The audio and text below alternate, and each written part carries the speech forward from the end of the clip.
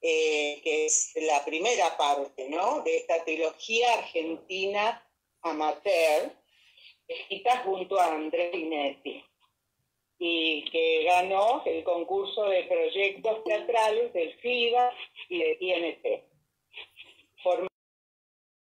Recibió el premio Mager y en 2014 el premio Artey en la producción teatral. Por esto también se da.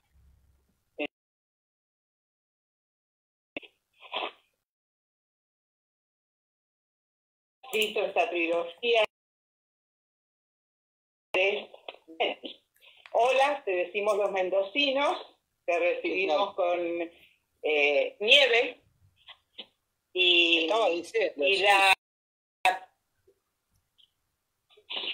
la primera pregunta que me surge a mí es cómo se debe escribir en conjunto, dupla, la trilogía, y que por suerte nuestros espectadores en la función podrán ver en YouTube después de esta entrevista, ¿no?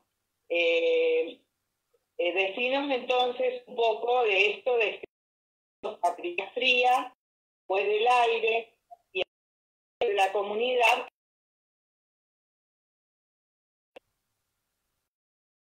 Bueno, primero gracias por todo, por el interés, por el hecho de volver a recuperar La Patria Fría, que es una obra muy querida, y por nada, por conectarse, por todo el trabajo. Muchas gracias, como siempre, a ustedes, a Juan Comotti, que siempre ha tenido la calidez, la gentileza de hacer nuestros textos, sobre todo Andrés. Bueno, la experiencia de escribir en dupla es muy gozosa, es muy lúdica, ¿no? Quiero decir, se necesita como para cualquier juego tener unas reglas más o menos definidas y al mismo tiempo tener un afecto muy grande por las personas que están embarcadas en el juego. Quiero decir, lo mismo que pasa en cualquier equipo que se pone a jugar en cualquier faceta deportiva. Cuando el equipo tiene fractura, el juego no funciona en conjunto. Se produce un aislamiento, una falta de comunicación. Lo que hacíamos con Andrés en esa época, ya pasar entre dimes y diretes, ya pasó una década, ¿no? Quiero decir, nosotros escribimos La Patria, lo empezamos a escribir en el 2010 más o menos, y ya estamos en el 2020, ¿no? ¿Sí? Dicho así es tremendo, es tremendo. Acabo de darme cuenta de que es tremendo. Acabo de darme cuenta del paso del tiempo, que todos los días me doy cuenta, pero así, dicho así rápido, me mata. Lo que hacíamos era divertirnos. Nos divertíamos muchísimo escribiendo en conjunto. Teníamos una especie de juego a dos tiempos que consistía en armar un planteamiento rápido, algo así como un acuerdo sobre el territorio de lo que queríamos contar, sobre determinados ejes, determinados temas. A veces aparecían algunos personajes, algunas situaciones que nos gustaban, y después teníamos la posibilidad de empezar a escribir, alguno de los dos, y el otro tenía el compromiso de recibir el material. Es decir, nosotros no escribíamos en dupla al mismo tiempo, sino que hacíamos un ping-pong, un ida y vuelta. Y era muy divertido porque yo recibía el material, o Andrés recibía el material, y te encontrabas con la sorpresa de lo que el otro había estado imaginando, de acuerdo a eso que habías convenido y que te habías reído un poco, y podías hacer lo que quisieras. Es decir, había un poder de veto, un poder de modificación absoluto sobre sobre el material. Eso se puede hacer cuando hay mucha confianza, cuando hay mucha amistad, porque claro, si no empieza a jugar el ego, ¿viste? El ego de, uy, pero mi texto, que vos me cortaste el texto este que a mí me gustaba y este personaje, y esto no ocurría. Yo empecé a trabajar con Binetti actuando. Yo había terminado, estaba sin actuar, a través de Malala, la esposa, la mujer de él. Yo llegué a un proceso de trabajo, estaban buscando un actor y se terminó haciendo en una obra que se llamaba Basavilbaso, en donde improvisamos unos cuantos meses y terminamos haciéndola en un teatro que ya no existe más acá, que era el Abasto Social Club, que estaba buenísima la obra, era un campamento, una situación muy, muy cómica, muy trágica también, pero como siempre, una cosa muy tragicómica. Yo actuaba ahí, yo había improvisado un tiempo y después actuaba. Y entonces nos llevábamos muy bien. Un día yo estaba haciendo la carrera de la EMAD, la carrera de dramaturgia, y me dice Andrés, che, ¿no querés que escribamos a medias un material? Que tengo una idea de hacer un material sobre un circo, y una idea que tenía, que a mí me causaba mucha gracia, que era la idea de un Edipo que era enano. Un Edipo enano. Ajá.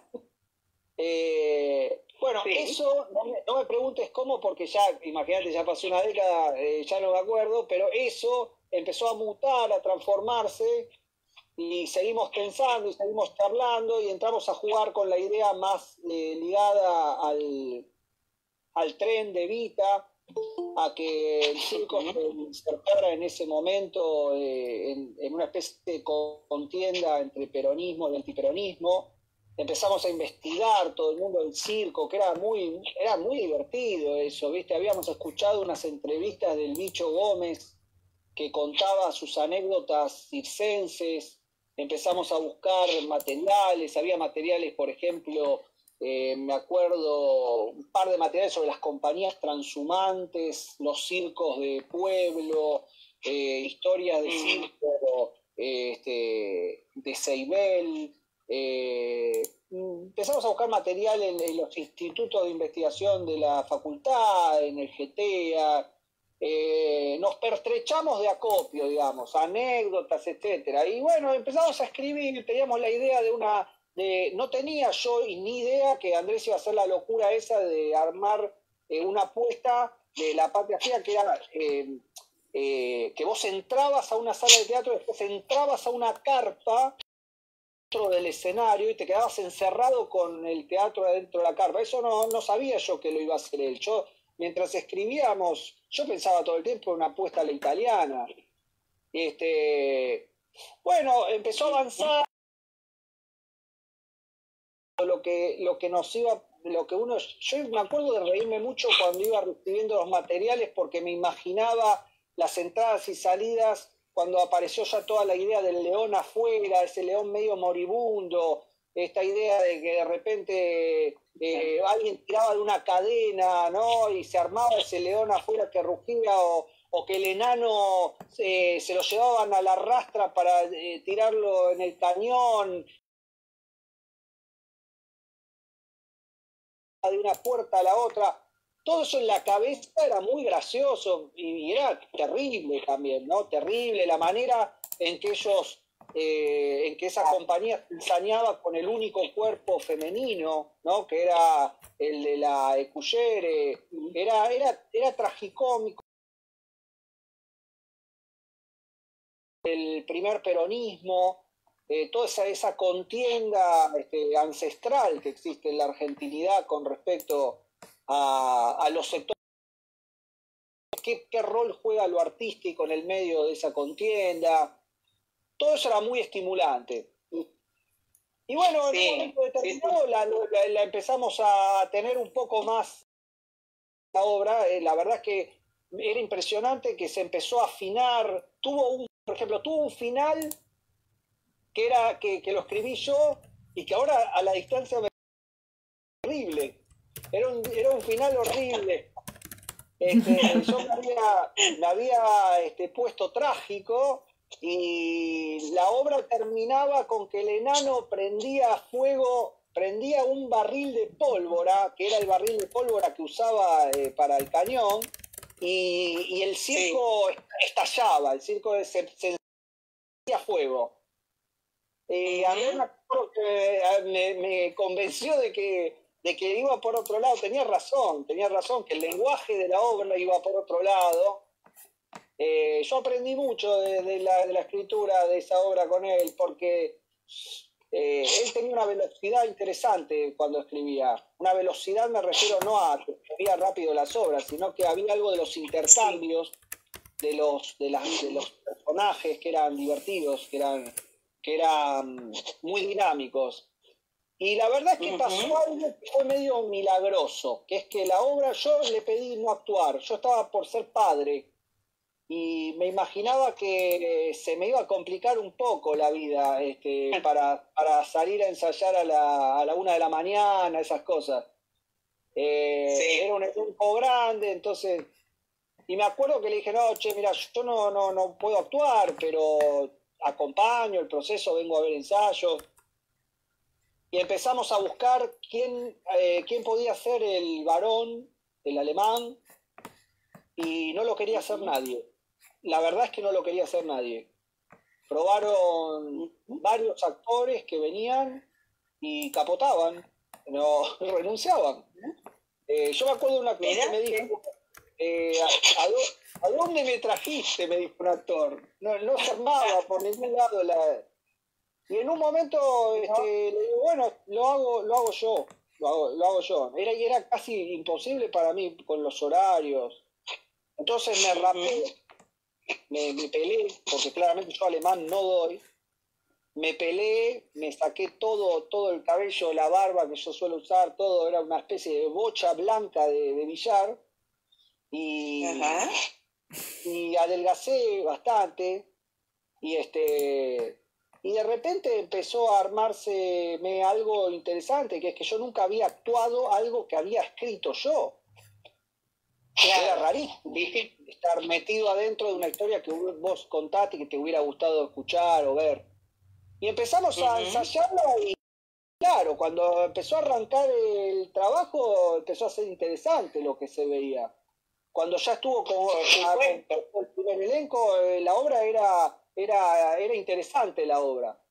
Y uno de los actores, Ezequiel, vio la convocatoria del Festival Internacional de Buenos Aires que daba para elegir 6 proyectos para producir y claramente votamos que si nos presentábamos o no. Yo voté en contra de presentarnos, aunque no teníamos la plata. Yo voté en contra porque pensé que no nos iban a dar ni bola. Pero pensé, es una obra muy política para lo que suele ser el estándar de la, como yo te dijera, el estándar de la politicidad del Festival Internacional, ¿no? Y bueno, hacia ahí iba mi próxima pregunta, porque en las 3 obras de la trilogía aparece lo histórico, lo político, la polaridad de, digamos, una Argentina, ¿no? Está el grotesco, que no es grotesco criollo, está el sainete, que no es el sainete tal cual lo conocemos. Entonces, que me explicaran por qué tomaron o por qué ustedes piensan que el teatro es político y el teatro debe ser histórico y el teatro debe mostrar la polaridad argentina. ¿Cómo es que las 3 tienen todo eso? Mirá, la Patria Fría es política desde el vamos. Desde el vamos, nosotros teníamos ganas de hacer un teatro. Primero que todo teatro es político, eso ustedes lo saben. Digo, la idea de que Y no hay teatro más político que el teatro que tiende a querer aparentar ser apolítico, ¿no? Quiero decir, hasta pistas más frívolas son teatro político, porque en esa vacuidad o no, porque a veces han sido también instrumento de intensidad, de otro tipo de intensidades, pero han sido instrumentos de intensidad, bueno, cada género emite un lenguaje político distinto.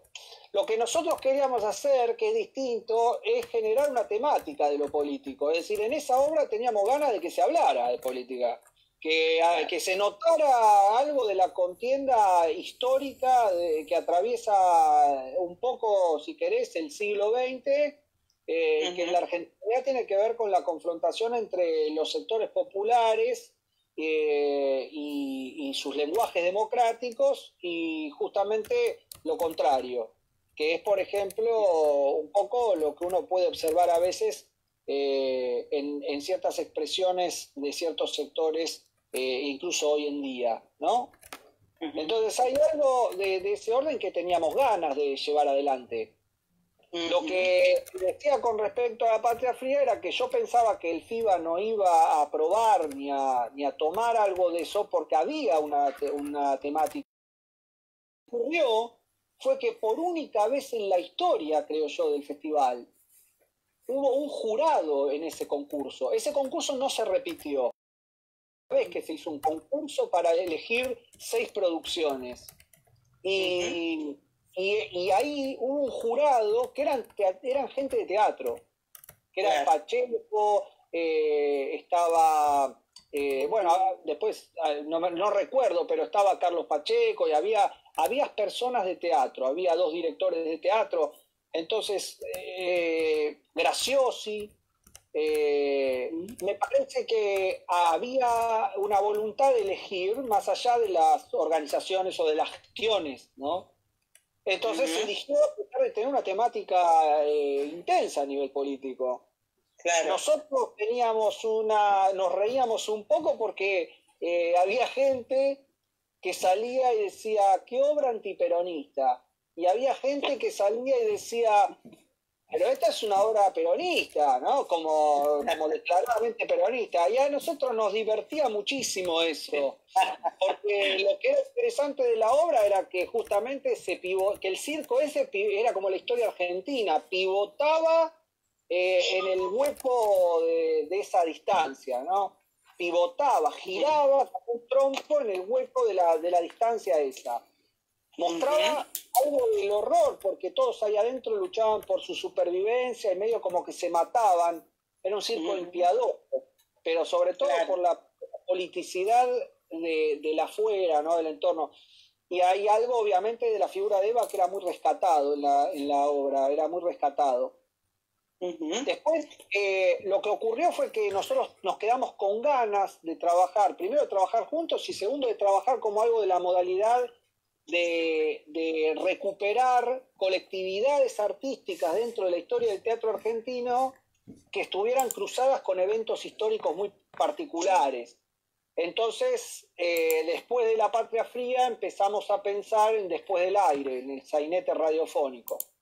Nos gustaba complementar un poco la idea de cruzar un tipo de grupo teatral o de grupo artístico y un evento histórico y un género, ¿no? Así como en el primero claramente está presente el grotesco. Sí. Tiene algo del Chépolo, de Babilonia, tiene algo de afanarle a ese modelo, ¿no? Claro. En el sainete radiofónico teníamos ganas de trabajar esas pequeñas compañías menores de radio, seguir haciendo canciones que también para la Patria Fría. Yo hacía las canciones, a mí siempre me gustó, yo después escribí musicales, es un género que me gusta.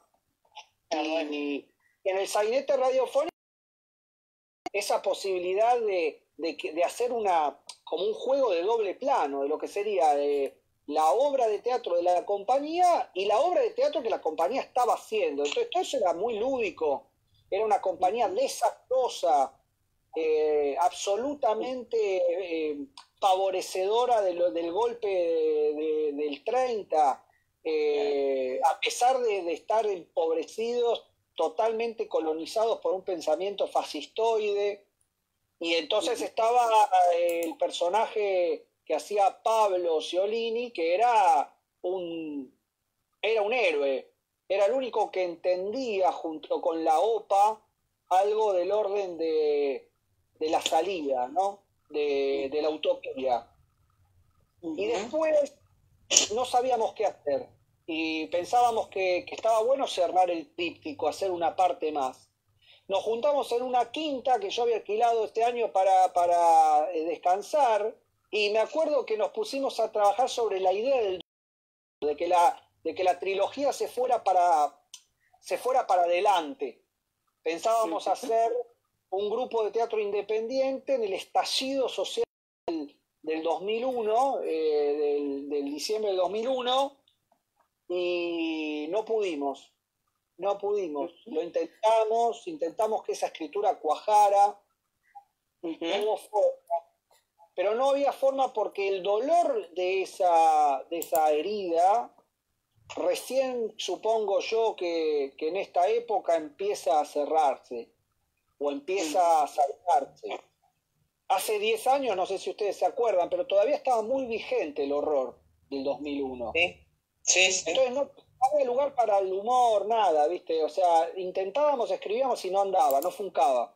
Entonces dijimos, bueno, si la trilogía en vez de pegar el salto para adelante va cada vez más atrás. Y apareció la hipótesis de hacer, de trabajar con el centenario de la patria, ¿no? Que es un poco el origen fundacional, liberal, la generación liberal de los fundadores del 900. Entonces, la llegada de la infanta Isabel nos permitía además asociar con el teatro isabelino inglés, y apareció la idea de hacer con los vagabundos. Siempre empujados un poco por el gusto por el chiste, de la paradoja, que era que si los teatro para ser vistos, si nos pagan un poco, cada vez menos, pero nos pagan un poco por eso, los vagabundos estos pensaban, a nosotros nos pagan para no vernos, mejor volvámonos al teatro, volquémonos al teatro. Y bueno, apareció ese cierre, ¿no? Que era como que la trilogía cada vez iba más atrás. Lo dicotómico lo atravesaba todo, que yo creo que hay todo el tiempo en la trilogía hay un pensamiento acerca de civilización y barbarie. Sí. La articulación de ese eje literario de la argentinidad, y que se traduce todo el tiempo. En la actualidad sigue vigente, ¿no? Sí. Así es. Para vos, ¿quiénes considerás que han sido tus maestros en dramaturgia? Porque vos hiciste primero la carrera de letras. Sí, pero viste que la carrera de letras es una carrera académica, quiero decir, yo creo que la carrera de literatura en la universidad te enseña a leer, pero no te empuja mucho a escribir. Para mí la dramaturgia, yo tuve una suerte tremenda. Voy a aprovechar que falleció ayer Aleso para contarlo, porque a veces lo comenté, pero no mucho. Él tuvo un enorme gesto de generosidad cuando yo era muy pibe, te estoy hablando, cuando yo ahora voy a cumplir 40. Pibe. Más o menos, hace 20 años. Yo había sido alumno de él, y él sabía que a mí me gustaba escribir, y se comprometió a ayudarme a escribir una obra porque yo no sabía qué hacer bien. Entonces yo escribía y se la llevaba y él la leía, y así estuvimos generando un ping-pong durante un año.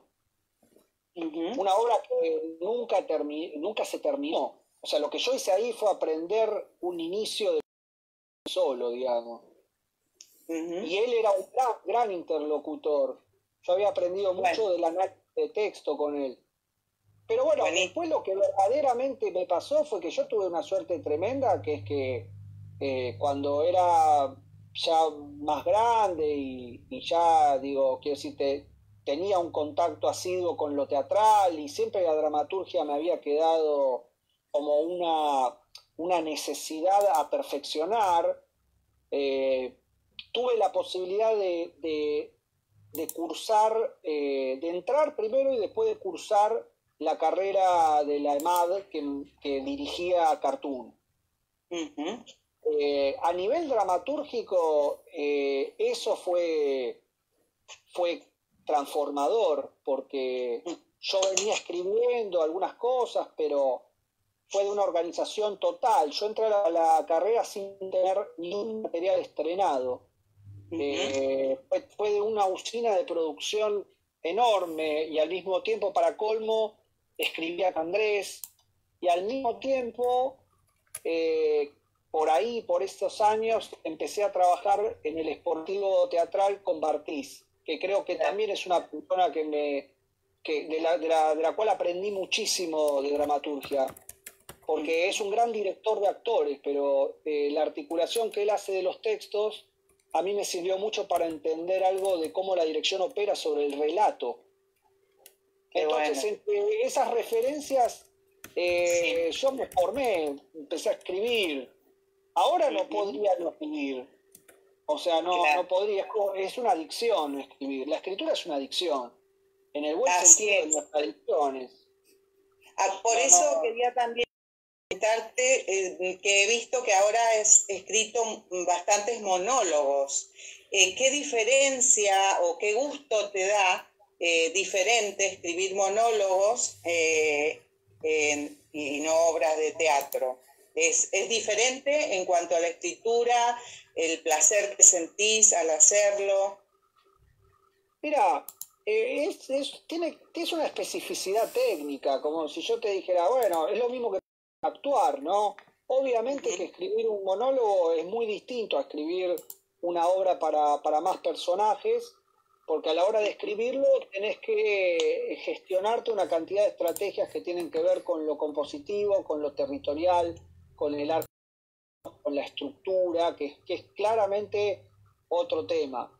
Yo siento que en el monólogo uno siempre lucha con lo que sería la narrativa, ¿no? Es decir, el monólogo siempre tiene una tendencia a entronizarse en una zona narrativa, con lo cual después vos le dejarías el paquete, digamos, al pobre actor que no entra en la línea de acción. Entonces, para no hacer eso, uno siempre intenta darle dispositivo teatral a los monólogos.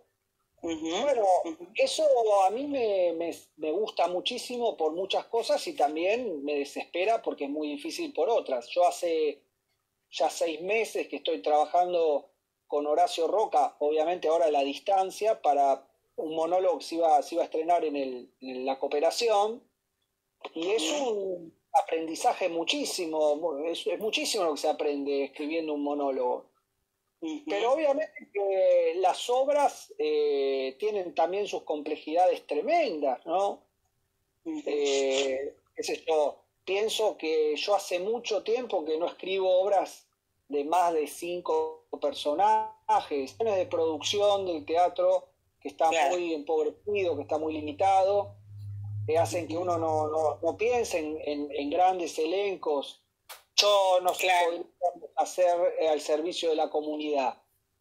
No sé si yo lo podría escribir hoy, porque pienso, ¿qué va a hacer esto? Pienso. Lo primero que pienso es quién lo va a hacer.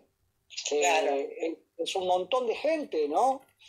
Sin embargo, es muy gozoso cuando uno se manda a hacer uno de esos materiales y después se encuentra una banda de amigos de mente que lo acompañan en la hechura, porque son unos despliegues de energías tremendas, ¿no? Todas esos cuerpos, esos gritos, esas voces. Es difícil, bueno, pero ¿no? Las dos cosas son muy interesantes. Y decime, ¿qué significa para vos la pertenencia y la resistencia en el ámbito cultural? Mirá, yo creo que uno debería plantarse en lo artístico entendiendo que lo que está haciendo es resistir. Que hay algo de generar teatro, no importa cómo, actuando, dirigiendo, escribiendo, poniendo las luces, que lo que hace es plantar un relato, un discurso que resiste en lo que es la contienda general de discursos de la realidad. Y que el discurso de lo teatral es uno de los pocos que lo que hace es generar preguntas. No viene a afirmar y a presionar un sentido, sino que viene a cuestionar, pero ¿por qué esto es así? ¿Por qué se genera este tipo de comportamiento? ¿Por qué la argentinidad tiene este tipo de funcionamiento? ¿Por qué la política presiona al sujeto de esta manera o cierto tipo de política? Bueno, las preguntas que te genera la teatralidad son una manera de resistir que y los embates de lo real. Y por otra parte, y no es menor, para mí hay algo de la teatralidad que lo que hace es producir poesía en un mundo que está esperando, digamos, lo contrario. No poesía en el sentido meloso de la palabra, en el sentido más concreto de producir discurso poético en la tierra árida de lo real. Lo real a veces es bastante terrible, bastante árido. Esta tragedia gigantesca de la pandemia, de la cuarentena. A eso quería ir, el teatro, ¿cómo sigue ahora para vos? No tengo la menor idea. No sé. Hay días que me levanto y pienso con angustia en los lugares donde yo solía pasar mi tiempo, ¿no? Digo, los teatros, las salas, los ensayos, y pienso que eso tal vez pase mucho tiempo hasta que vuelva a normalizarse y uno pueda volver a encontrarse ahí. Y hay días que pienso que tal vez hay que huir de esa dramaticidad, que hay que intentar generar poesía, que hay que intentar seguir resistiendo poéticamente la tragedia de lo real, ¿no? Entonces, yo ensayo, yo prendo un Zoom y ensayo. Una vez por semana me junto con un actor que es extraordinario, porque Horacio Roca es uno de los bastiones del Teatro Nacional de toda su vida. Y tiene la generosidad de seguir trabajando conmigo y con mi asistente, con Male Seliki, todas las semanas un texto para vaya uno a saber cuándo se vaya a poder estrenar. Y eso, ahí hay algo de salvataje.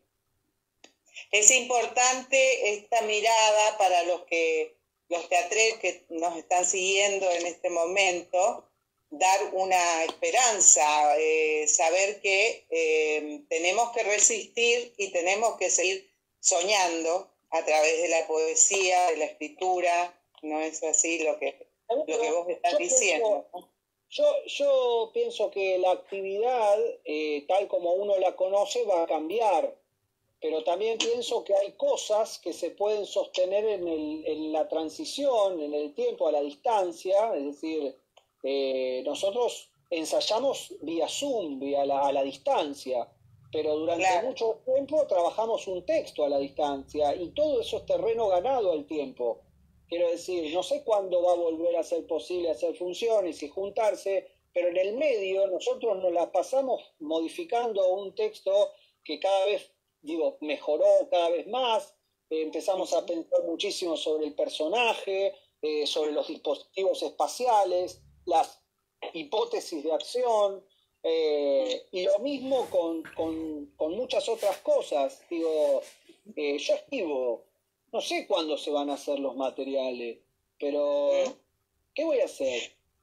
Por ejemplo, El vuelo de la mosca, es un proyecto, Cristian Bustos, que se paró, pero seguimos por Zoom también con las lecturas y demás, pero bueno, no es lo mismo, indudablemente, y es un texto muy bueno tuyo, muy interesante. Muy interesante. Seguro que en algún momento se va a volver. No sabemos cuándo, ustedes saben que esto es incierto totalmente. Pero bueno, también es cierto que yo la otra vez le decía a una chica que también que nos entrevistaba para una revista que nosotros somos creadores, ¿no? Es decir, los actores, las actrices, los autores, los directores, nos protegemos creando. Exacto, exactamente. Entonces, bueno, es un antídoto contra la tragedia, contra la peste. Yo pienso, por ejemplo, yo estoy disfrutando mucho leer. Y la verdad, estoy disfrutando mucho escribir. No es que no lo disfrute si tengo que estrenarlo pasado mañana, cosa que me ha pasado. Digo, tener que escribir un material en 4 meses porque hay que estrenarlo. Bueno, yo también lo disfruto. Pero es cierto que esto te reconecta con otras posibilidades de pensar la escritura que tienen que ver con el detenimiento. Y bueno, eso no está mal. Yo empecé a encontrar como un cierto estar, porque en un principio lo primero que uno haría es dejar de hacer. Y la verdad es que convengamos algo, ¿no? El teatro no le importa a mucha gente, nos importa a nosotros. Entonces, si yo dejo de hacer, no me van a venir a buscar, porque sinceramente, pero no es por mí, no es por mí, no le van a ir a buscar a Shakespeare a la casa. Es decir, es por nosotros, digamos, sostener la esperanza de lo poético, ¿no? Es decir, la idea de poder sostener nuestras creaciones como se pueda. Mirá, vamos a juntarnos a leer en torno al material. A juntarnos me refiero a comunicarnos así como comunicando nosotros por una plataforma. Vamos a charlar sobre el personaje, vamos a empujar de alguna manera las lecturas, vamos a escribir, vamos a seguir construyendo ficción. Muy bien, me parece extraordinario esto. Esto le va a ayudar a mucha gente, palabras, porque hay momentos de desánimo, pero hay que seguir haciendo. Yo pienso exactamente lo mismo, Mariano. Quisiera ver si hay preguntas entre los que están levantando la mano. Laura Laos, a ver. Hola, Mariano. Mariano, ¿cómo estás? Bueno, voy a salirme un poco de la pandemia porque la verdad que a la hora que te sentás a escribir o que no te sentás, que andás caminando, ¿cuál crees vos que es el elemento fundante de una obra? Y voy a decir, el personaje, una situación, un espacio, una historia. ¿Qué es lo que te lleva a sentarte a escribir? Mira, en general, y no es porque sea la tradición pedagógica que lo dicta, ¿no? Pero en general es real que lo primero que te lleva a escribir es una imagen. Lo que te lleva a escribir es una imagen. La imagen puede ser una imagen plástica de la situación que vos querés plasmar o una imagen dinámica, es decir, puedes en general imaginarte algún tipo de situación en ese universo, pero es la imagen de un universo, eso que Cartoon llama también la idea de la imagen generadora, ¿no? La imagen de un universo que está esperando una hipótesis de acción para ponerse en movimiento. A mí me gustan los circos, me encantan los circos.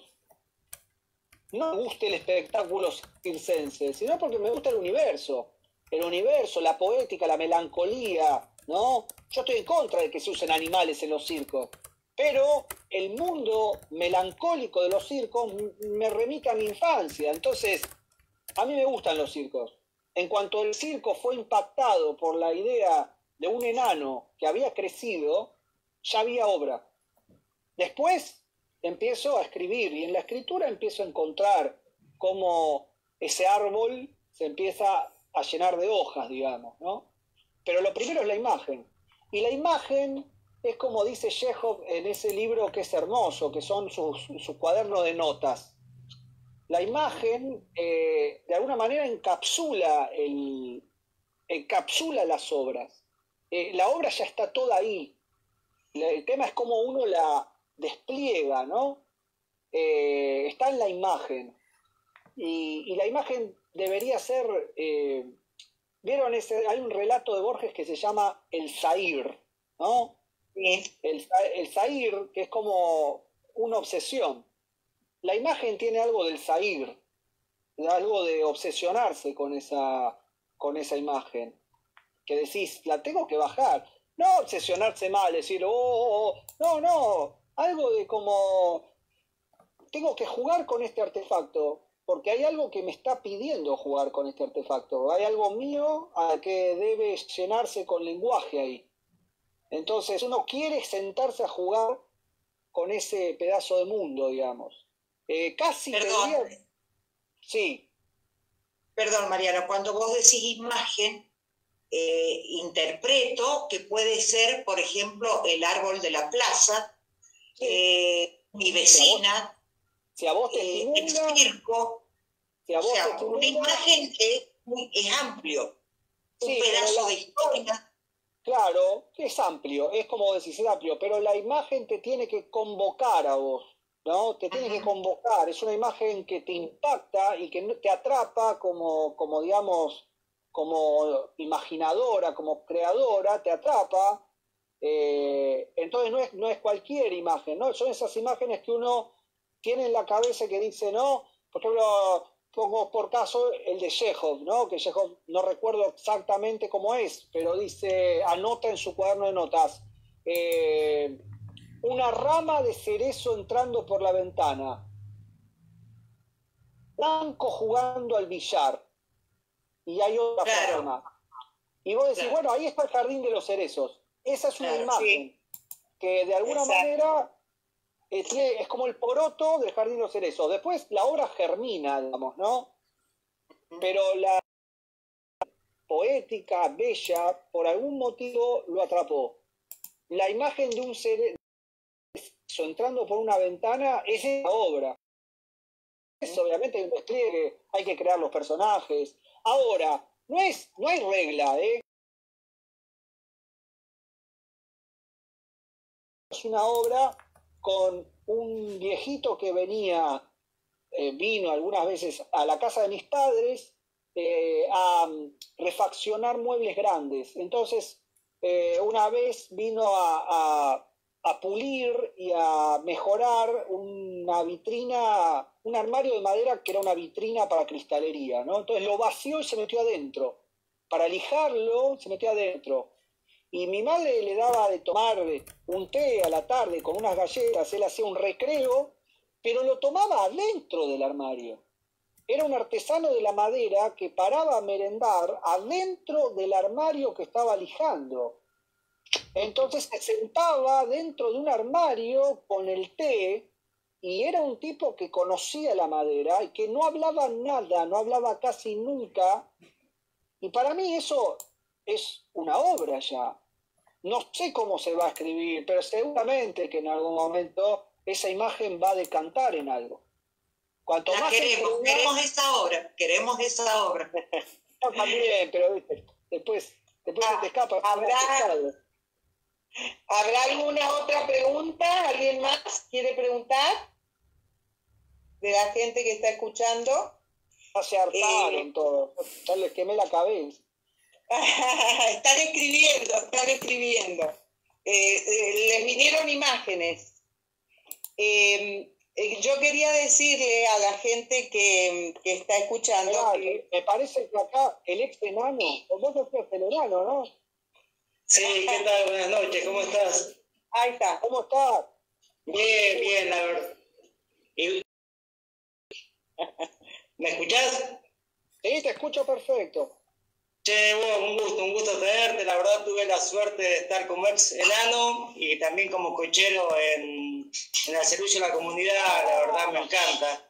Buenísimo. Buenísimo. Y algo que veo y que rescato mucho es la parte histórica de las obras que ustedes hacen, de los que escriben, ¿entendés? Y el afuera, que es tan nutritivo sin muchas veces hacerse presente.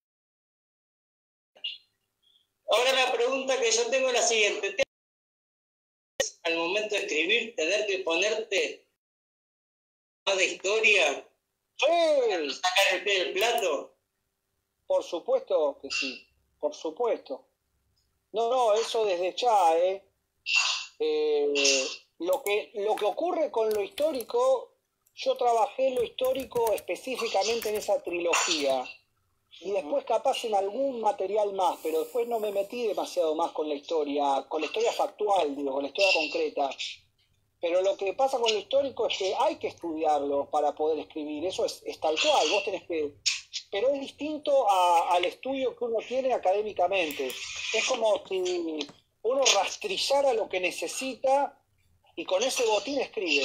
Porque si vos te empezás a hacer un acopio de material histórico que es tan grande como para escribir una novela histórica o una tesis de historia, esa investigación te aplasta, ¿no?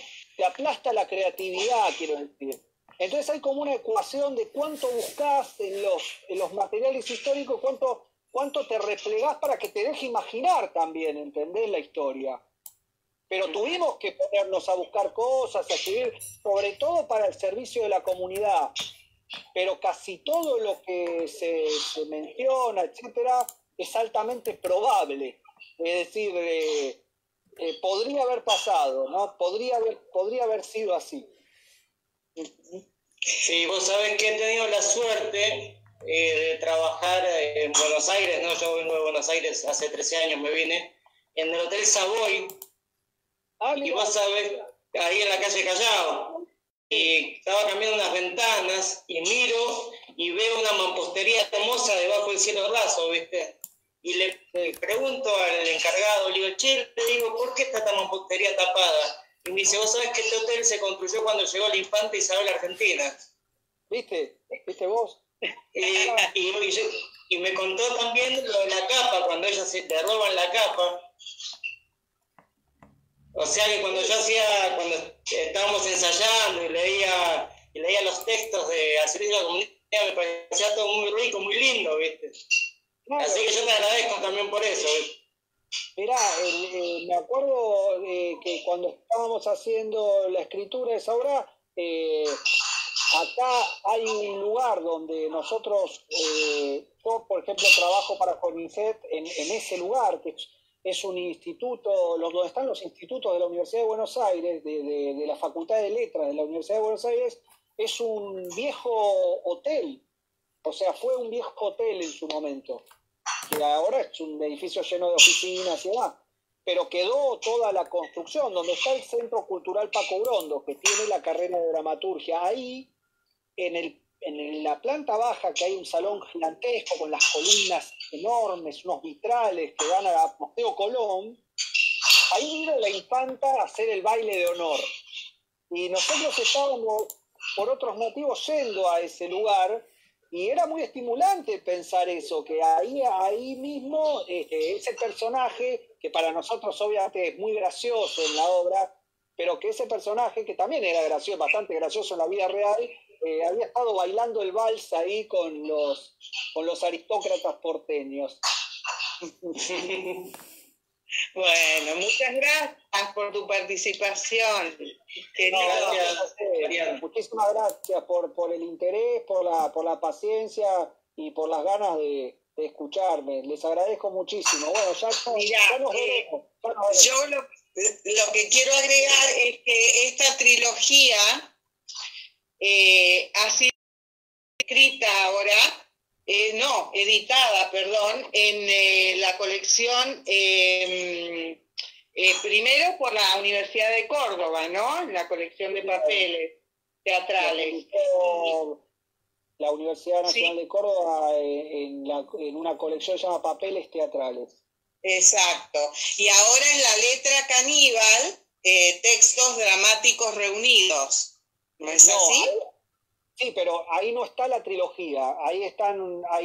Se publicó ahora ese libro, que son obras que yo escribí posterior. Claro, yo escribí después. Ahí hay una que dirigió Vinetti, que se llama Esto también pasará, que es de unos astronautas. Sí. Y está El vuelo de la mosca y unas obras más. Son posteriores a la trilogía. La trilogía se sigue consiguiendo en la edición que hizo la Universidad de Córdoba, que es muy bonita, y que a veces ellos tienen envíos y demás, y a veces incluso si uno lo pide a través de las librerías, se lo traen. Y en Buenos Aires en algunos lugares se consigue. Después La Letra Caníbal son otras obras, pero ese también se consigue porque salió recién. Vale la aclaración. Lo que sí es que, repito, que van a poder ver en Hay Función las 3 obras, la trilogía, dirigidas por Juan Comotti, y que va a estar a disposición. Tienen que suscribirse nada más y poder verlas, ¿no? Los que no han visto las 3. Y sí, agradecerte muchísimo este tiempo que nos has dedicado, porque realmente se nota el gusto por la escritura, el humor irónico en las 3 obras, el disparate, estos seres que te parece que no pueden existir y que sí existen, porque esos circos de pueblo, vos no, pero yo que tengo un poquito más de edad, los he vivido, he visto esa decrepitud en muchos de ellos, pero ahí luchando y resistiendo como resiste nuestro pueblo, ¿no? Y el mundo en este momento. Así que te agradecemos muchísimo, muchísimo. Y a Dianita Moyano, que está en la técnica y que nos está comunicando. Si no hay otras preguntas de la gente que está participando, te vamos entonces a liberar, aunque nos encantaría seguir porque es muy interesante todo lo que vos estás aportando. Bueno, no, muchísimas gracias a ustedes. Ojalá que la pandemia nos libere en algún momento y bueno, ya iré a tomar unos vinos a Mendoza. Sí, te esperamos por acá. Gracias. Chao, Muchas gracias. Gracias a ustedes. Chao. Gracias.